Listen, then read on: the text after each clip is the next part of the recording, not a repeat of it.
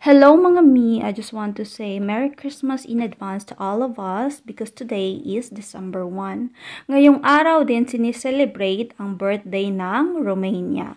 Kaya marami silang mga pa-event sa mga different cities dito sa Rome. Kaso nga lang kaming mag-asawa is hindi kami lalabas, instead is magluluto na lang ako ng food. Pero before ako magluto ng food is i-flex ko muna yung mga bulaklak na aking inaalagaan dito sa aming bahay. 4 na piraso lamang yan sila. Kasi nga wala akong masyadong space dito sa aming apartment. Once again, Lamultsan or Happy Birthday Romania. Nakamove on na ba yung lahat sa hiwalayan ng taon ng Katniel? Kasi ako, hindi pa talaga ako nakamove on kasi grabe na yung mga iyakan ng mga fans. I'm not a fan of Katniel, pero yung aking sister talaga is fan nila. Meron akong minarinate na pork mga mi. Ilagyan ko lang siya ng soy sauce. Then itong ostoroy or ahos. Then paminta and lemon. Nilagay ko lang siya sa frigidaire namin ng mga 30 minutes. Then ito yung gagawin kong pork steak. Naglagay lang ako ng mantika, then asin, kasi piprituhin ko lang yung patatas ng very light. Kasi gusto ko sa aking pork steak is merong patatas. Iba-iba tayo ng way ng pagluluto ng pork steak at ito yung sa akin. I'm not an expert of cooking. Napapanood ko lang siya sa YouTube. Kaya yan, sinisimulan ko na siyang i-preheat ng very light. Then after mga 5 minutes lang is kukunin ko na siya. Magigisa na tayo mga minang chapa or bombay first.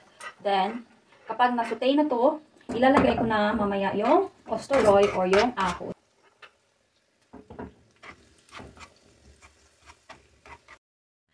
Nilagay ko na yung aking minarinate na pork.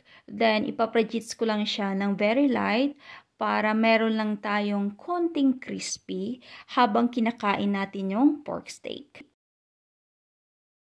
Sauce na naiwan ng pag-marinate natin kanina. Haluin. Lagyan natin ng konting tubig. Kasi papakuluan pa natin to. Takpan natin ng mga 10 minutes. Tapos pag kumulo na, tsaka natin ilagay yung ating patatas, tsaka yung chapa or bombay. Dahil kumulo na, ilalagay na natin yung ating patatas. Bango-bango! Then itong ating bombay or tinatawag dito na chapa. Pakukuluan ko lang siya ng ilang minuto. Ito naman pala yung food ng aking asawa. Yes, magkaiba po kami ng food ng aking asawa. Ito ay tinatawag na tukanitsa dito sa Romania. Pero tomato sauce lang ito, chicken, bell pepper, and patatas yung kanyang ingredients. Isa ito sa mga paboritong pagkain ng asawa ko.